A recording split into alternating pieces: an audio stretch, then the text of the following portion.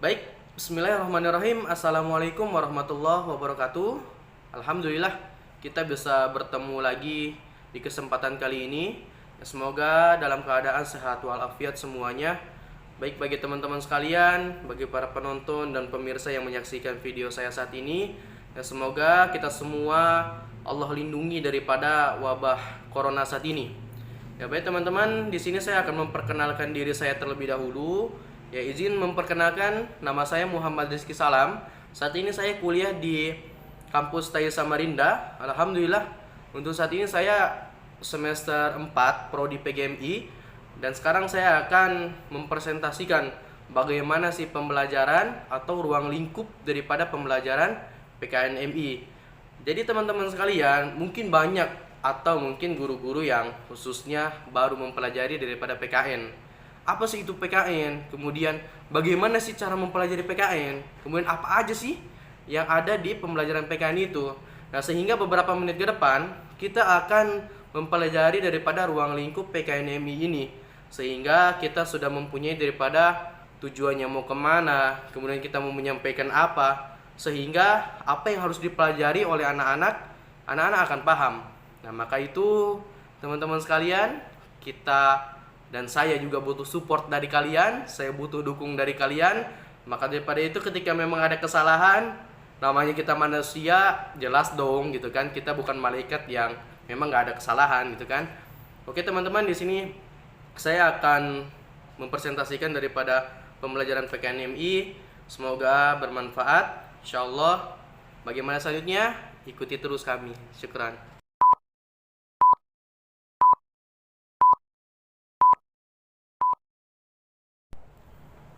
Baik, kita akan lanjut ke materi selanjutnya, yaitu ruang lingkup pembelajaran PKN MI atau SD. Ya baik, di sini kita bisa lihat ruang lingkup pembelajaran PKN MI atau SD. Di sini saya akan membahas ada 4. Yang pertama adalah persatuan dan kesatuan bangsa.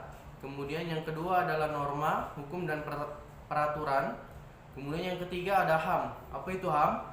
HAM adalah hak asasi manusia. Kemudian yang keempat adalah ada globalisasi. Nah, jadi teman-teman sekalian, di sini kita harus bisa memahami daripada 4 poin ini dulu yang kami akan sampaikan. Yang pertama adalah ada persatuan dan kesatuan bangsa, meliputi yang pertama adalah hidup rukun dalam perbedaan. Nah, jadi di Indonesia ini teman-teman sekalian banyak suku, banyak budaya, kemudian banyak juga pulau, sehingga kita di mana di sini harus, walaupun kita berbeda-beda bahasa, berbeda-beda suku, kemudian kita juga berbeda-beda pulau, tapi kita akan disatukan dengan apa itu? Namanya ada di Indonesia adalah kita dikenal dengan Bhinneka Tunggal Ika. Walaupun kita berbeda-beda suku, walaupun kita berbeda-beda bahasa, tapi kita tetap utuh, yaitu Indonesia dengan bahasa kita, yaitu bahasa Indonesia. Baik, yang selanjutnya adalah cinta lingkungan. Kemudian kebanggaan sebagai bangsa Indonesia. Jadi memang kita harus bangga bahwa kita adalah rakyat Indonesia, bahwa kita adalah bangsa Indonesia. Maka daripada itu, ketika kita memahami daripada sejarah, bagaimana sih pahlawan-pahlawan dulu memperjuangkan bangsa ini, bahkan rela nyawanya, kemudian rela darahnya, itu mereka berjuang untuk para penjajah. Nah, sehingga memang tidak lain dulu kita memahami bahwa Indonesia kita menang dengan pejuang-pejuang para pahlawan begitu. Kemudian ada Sumpah Pemuda, Keutuhan Negara Republik Indonesia, partisipasi dalam pembelaan negara, sifat positif terhadap negara Republik Indonesia, kemudian keterbukaan dan jaminan keadilan. Nah, jadi semua sistem yang ada sudah di Indonesia ini semua sudah diatur oleh undang-undang begitu. Jadi kita memang sebagai rakyat, kemudian kita sebagai bangsa Indonesia, maka kita harus mengikuti daripada undang-undang yang sudah ditetapkan. Kemudian kita lanjut ke nomor 2. Nomor 2 di sini ada norma, hukum dan peraturan. Nah, meliputi tertib kehidupan keluarga, kemudian tata tertib di sekolah, kemudian norma yang berlaku di masyarakat, peraturan-peraturan daerah, kemudian norma-norma dalam kehidupan berbangsa dan bernegara, kemudian sistem hukum dan peradilan nasional, dan hukum peradilan internasional. Jadi ketika kita melanggar daripada hukum, nah di situ kita memang sudah ada daripada landasan-landasan hukumnya apa-apa begitu. Dari tingkat daerah hingga nasional, bahkan sampai tingkat internasional.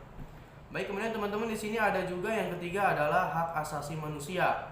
Apa itu hak asasi manusia? Meliputi apa saja?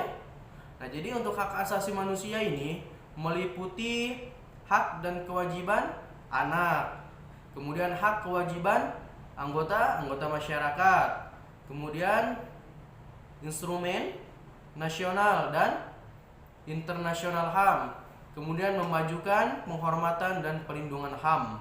Nah, sehingga dimana kita akan paham bahwa ketika ada kasus-kasus yang misalnya pelecehan seksual, kemudian kekerasan kepada anak, kemudian hal yang banyak lagi, sehingga di situ ada namanya HAM, hak asasi manusia. Dan HAM sendiri pun sudah diatur oleh pemerintah. Nah, sehingga ketika memang ada pelanggaran HAM, maka disitulah peradilan atau keadilan ditetapkan. Kemudian yang keempat adalah ada globalisasi. Nah, untuk globalisasi sendiri ini dia meliputi apa? Meliputi lingkungannya, kemudian politik luar negeri Indonesia di era globalisasi, kemudian dampak globalisasi, hubungan internasional dan organisasi internasional, dan mengevaluasi globalisasi berdasarkan hasil workshop Rafis PGMI tahun 2008 itu dalam ruang lingkup. Kemudian di sini apa sih itu demokrasi?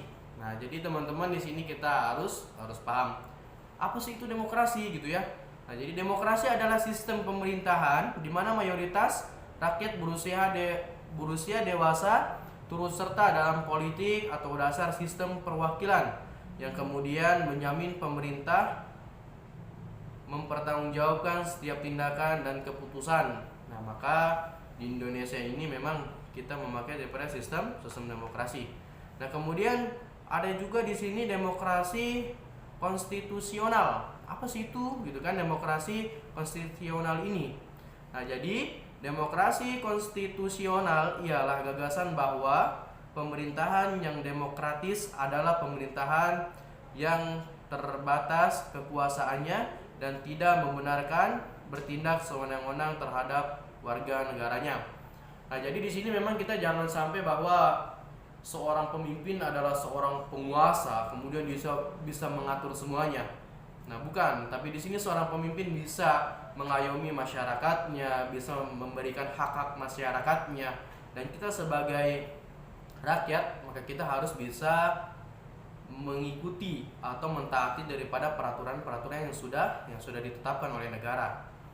Nah, kemudian yang selanjutnya di sini ada pilar-pilar konstitusional. Nah, di sini ada 10 pilar konstitusional. Yang pertama adalah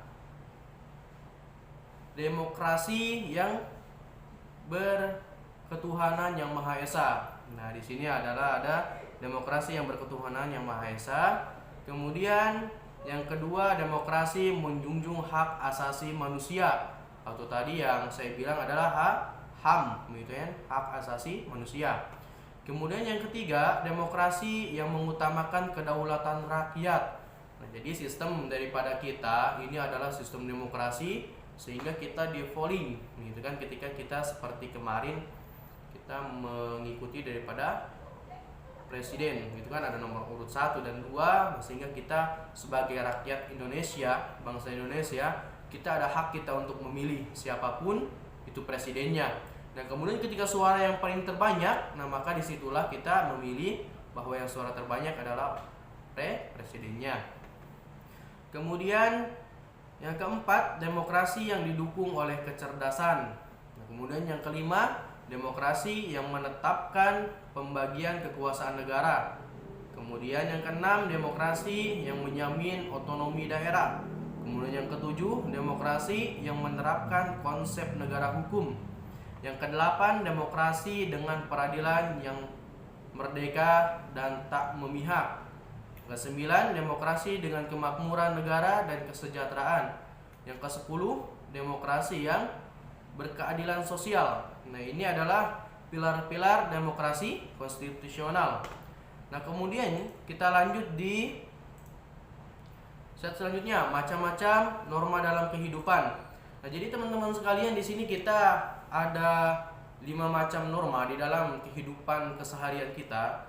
Yang pertama di sini ada norma agama, kemudian norma kebiasaan, norma kesusilaan, kemudian norma hukum, dan terakhir adalah norma kesopanan. Baik, di sini saya akan menjelaskan untuk norma agama terlebih dahulu.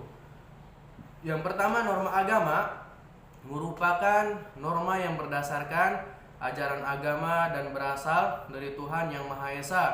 Misalnya adalah agama Islam, sholat. Orang yang melakukan pelanggaran terhadap norma agama akan mendapatkan dosa. Kemudian yang kedua adalah norma kebiasaan. Norma kebiasaan merupakan norma yang merujuk pada perbuatan yang dilakukan secara berulang. Misalnya adalah membeli oleh-oleh bagi keluarga. Pelanggaran terhadap norma kebiasaan akan mendapatkan sanksi berupa celaan dan lain sebagainya. Nah, ini untuk norma kebiasaan. Kemudian yang ketiga adalah norma kesusilaan. Apa itu norma kesusilaan? Norma kesusilaan adalah merupakan norma yang berasal dari hati agar dapat membedakan perbuatan baik dan buruk. Misalnya adalah hormat kepada orang tua, hormat kepada guru, gitu kan? Kemudian hormat kepada ustadznya, kemudian hormat kepada orang yang lebih tua. Sanksi bagi pelanggar norma kesusilaan adalah pengucilan secara lahir batin. Kemudian yang keempat ada norma hukum. Norma hukum merupakan norma yang merujuk pada seperangkat aturan berupa pemerintah dan larangan yang dibuat oleh lembaga formal. Misalnya adalah melakukan korupsi. Nah, jadi untuk korupsi itu hal yang dilarang. Karena memang hal korupsi yang di sisi lain adalah merugikan orang banyak. Kemudian perbuatan dosa atau perbuatan yang tidak baik atau perbuatan yang tercela itu korupsi. Nah, kemudian sanksi bagi pelanggar norma hukum adalah denda, penjara atau hukuman mati. Nah, jadi bagi orang-orang yang melanggar hukum, di sini ada contohnya tadi korupsi, itu adalah pengucilan. Kemudian bisa juga hukumnya adalah didenda, kemudian dipenjara atau dihukum mati. Nah, kemudian yang terakhir ini adalah norma kesopanan. Norma kesopanan merupakan norma yang merujuk pada tingkah laku yang dianggap wajar dalam masyarakat. Misalnya adalah mengetuk pintu sambil mengucapkan salam berdatang ke rumah orang lain. Nah, contoh misalnya ketika norma kesopanan adalah bagaimana sih ketika kita ke rumah orang lain atau kita bertamu ke rumah orang lain, kemudian di situ kita melakukan daripada adab-adabnya. Nah, sehingga di situ adalah norma kesopanan. Misalnya ketika kita bertamu ke rumah orang lain, maka kita sunahnya mengetok pintu sebanyak 3 kali, gitu kan? Mengetok pintu sebanyak 3 kali. Kemudian ketika kita mengetok pintu 3 kali salam kemudian tidak dibalas, maka atau tidak ada jawaban, maka kita jangan sampai memaksa, apalagi misalnya gedor, itu nggak boleh, gitu kan? Karena di sini norma kesopanan, ketika kita memang sudah mengetok pintu kemudian tidak ada jawaban dari dalam, maka alangkah baiknya kita kembali dulu. Nah, kembali dulu, kemudian beberapa menit atau beberapa waktu kemudian kita kembali. Boleh jadi mungkin tuan rumah sedang sibuk atau nggak ada di rumahnya, atau boleh jadi mungkin ketiduran. Nah, kemudian yang selanjutnya adalah tentang perumusan Pancasila. Nah, perumusan Pancasila, proses perumusan dasar negara belum selesai, namun masih sidang pertama BPUPKI sudah selesai. Hingga akhirnya dibentuk panitia yang beranggotakan 9 orang untuk merumuskan dasar negara Indonesia. Panitia tersebut dinamakan Panitia 9. Panitia 9 dipimpin oleh Soekarno dan didampingi oleh Muhammad Hatta. Nah, jadi ketika memang persidangan itu belum selesai untuk merumuskan, maka di situ hingga akhirnya harus dibentuk gitu kan, dibentuk panitia yang beranggotakan 99 orang. Nah, maka disebut adalah panitia 9. Kemudian panitia 9 pun berhasil merumuskan dasar negara Indonesia merdeka. Isi rumusan dasar negara disusun oleh panitia 9 tertuang dalam Piagam Jakarta. Nah, yang isi dasar negara yang pertama ketika itu adalah ketuhanan dengan kewajiban melaksanakan syariat Islam bagi pemeluk-pemeluknya, atau yang saat ini adalah ketuhanan yang Maha Esa. Kemudian yang kedua, kemanusiaan yang adil dan beradab. Kemudian yang ketiga, persatuan Indonesia. Yang keempat, kerakyatan yang dipimpin oleh hikmat kebijaksanaan dalam permusyawaratan perwakilan. Kemudian yang kelima, keadilan sosial bagi seluruh rakyat Indonesia. Rangkaian perumusan Pancasila sebagai dasar negara selesai hingga akhir dilanjutkan pada sidang PPKI pada tanggal 18 Agustus 1945 untuk ditetapkan sebagai dasar negara. Nah, jadi itu isi daripada dasar negara kita yang sudah dirumuskan oleh panitia 9 dulu gitu kan. Jadi isinya tadi apa? Yang pertama, ketuhanan dengan kewajiban melaksanakan syariat Islam bagi pemeluk-pemeluknya, atau yang saat ini adalah ketuhanan yang Maha Esa. Kemudian yang kedua, kemanusiaan yang adil dan beradab. Yang ketiga, persatuan Indonesia. Yang keempat, kerakyatan yang dipimpin oleh hikmat kebijaksanaan dalam permusyawaratan perwakilan. Yang kelima, keadilan sosial bagi seluruh rakyat Indonesia. Baik, kita lanjut selanjutnya ke globalisasi. Oke, teman-teman sekalian, ada yang tahu apa sih itu globalisasi? Jadi globalisasi adalah tersebar luasnya pengaruh ilmu pengetahuan dan kebudayaan yang ada di setiap penjuru dunia ke penjuru dunia yang lainnya, sehingga tidak jelas lagi batas-batas yang jelas dari suatu negara. Nah, itu daripada globalisasi. Kemudian contoh-contoh globalisasi. Apa aja sih contoh-contoh globalisasi itu gitu kan? Di sini ada globalisasi keuangan, kemudian globalisasi budaya, kemudian globalisasi politik, globalisasi sosiologis, globalisasi teknologi, globalisasi geografis, dan terakhir adalah globalisasi ekologis. Nah, jadi di sini saya akan menjelaskan yang pertama positif daripada dampak positif globalisasi. Nah, dampak positif dari globalisasi adalah memicu sikap kreatif dan inovatif di kalangan masyarakat luas agar dapat bersaing di ranah global. Kemudian untuk dampak negatifnya, mudahnya mendapatkan barang dari luar negeri membuat pasar nasional akan dikuasai barang-barang impor. Apalagi jika konsumen lebih menyukai produk luar negeri, maka jatuhlah pada pedagang lokal. Nah, kemudian teman-teman di sini ada juga yang tadi saya bilang adalah globalisasi keuangan. Nah, jadi untuk globalisasi keuangan ini kita memang harus memahami apa sih gitu kan globalisasi keuangan itu. Nah, globalisasi keuangan dapat dikaitkan dengan kebangkitan sistem keuangan global dengan pertukaran keuangan internasional dan pertukaran moneter atau pasar saham misalnya adalah contoh dari dua global yang terhubung secara finansial. Ketika satu pasar saham mengalami penurunan, hal itu mempengaruhi pasar lain secara negatif dan juga ekonomi secara keseluruhan. Kemudian globalisasi budaya mengacu pada interpenetrasi budaya yang sebagai konsekuensinya berarti negara-negara mengadopsi prinsip, kepercayaan, dan pakaian dari negara lain. Kemudian yang selanjutnya adalah globalisasi politik. Nah, perkembangan dan pengaruh yang tumbuh dari organisasi internasional seperti PBB atau WHO berarti tindakan pemerintah suatu negara bisa dipengaruhi oleh internasional. Misalnya saat negara-negara di dunia melawan COVID-19 yang mengikuti protokol yang dikeluarkan oleh WHO. Kemudian globalisasi sosiologis. Informasi bergerak hampir secara real time berdasar dengan interkoneksi dan kesaling tergantungan antara peristiwa dengan konsekuensinya. Kemudian globalisasi teknologi, fenomena di mana jutaan orang saling terhubung dengan kekuatan dunia digital melalui platform seperti Facebook, Instagram, kemudian YouTube, atau mungkin untuk saat ini yang lagi viral adalah TikTok. Nah, yang terakhir adalah globalisasi ekologis. Nah, apa sih gitu kan globalisasi ekologis itu? Menjelaskan gagasan untuk menganggap planet bumi sebagai satu kesatuan global yang harus dilindungi oleh semua masyarakat dunia. Nah, kemudian di sini teman-teman ada dampak-dampak daripada globalisasi. Nah, untuk dampak globalisasi ini yang pertama adalah dampak di bidang ekonomi.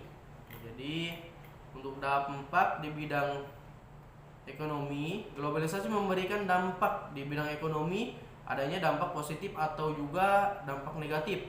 Nah, untuk dampak positifnya adalah dampak positif dari globalisasi adalah memicu sikap kreatif dan inovatif di kalangan masyarakat luas agar dapat bersaing di ranah global. Untuk positif adalah hujan barang dari luar negeri yang menawarkan harga murah dan barang kualitas mewah, membuat para produsen lokal putar otak agar bisa menyaingi produk luar negeri. Hal ini tentu saja meningkatkan kreativitas dan menarik gitu kan dari inovatif di kalangan masyarakat luas. Kemudian adalah untuk negatifnya, mudahnya mendapatkan barang dari luar negeri membuat para pasar nasional akan dikuasai barang-barang impor.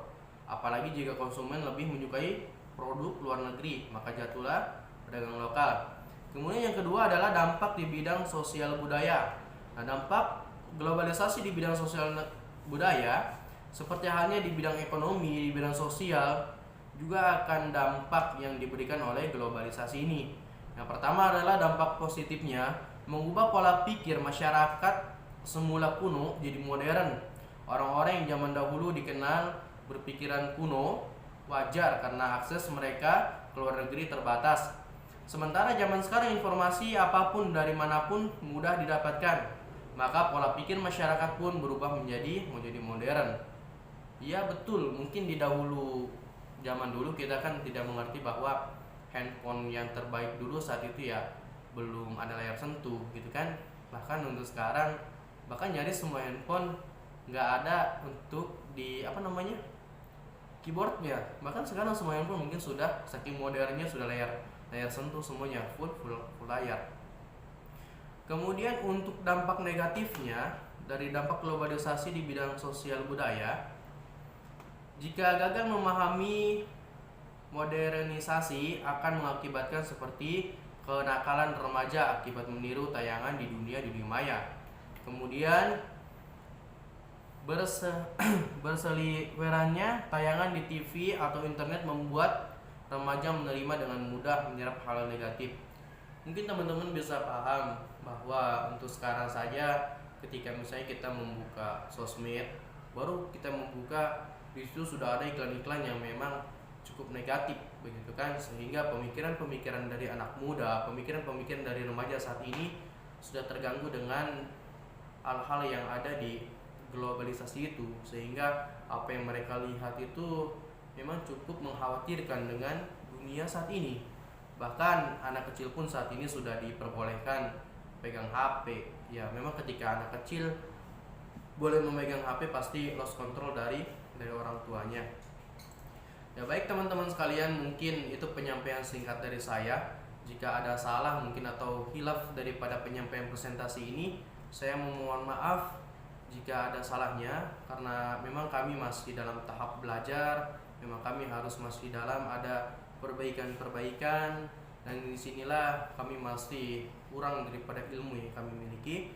Mungkin sekian dari saya mohon support, doa, dan tetap semangat dalam melaksanakan kita belajar. Ya, kami sebagai rakyat Indonesia, maka kita harus tetap saling merangkul dalam kebaikan, maka kita juga harus bisa merdeka dan terus merdeka. Syukuran dari saya Muhammad Rizky Salam, saya biasa dipanggil Rizal. Jazakallahu khairan katsiran.